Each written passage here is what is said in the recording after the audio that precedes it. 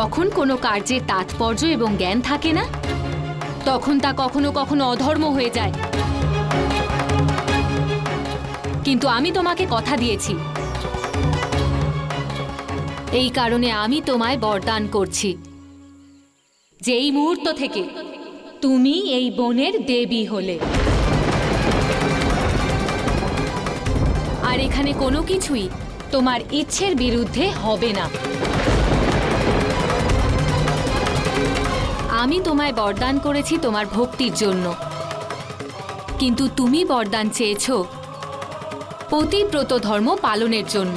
কিন্তু এটা মনে রেখো দারুকা, যেদিন তোমার এই পতিব্রত ধর্ম ভঙ্গ হবে, এই বরদানও মূল্যহীন হয়ে যাবে। মহাকালী 11 এপ্রিল থেকে প্রতিদিন রাত 10টায় কালার্স বাংলায় আর যে কোনো সময় জিও হটস্টারে।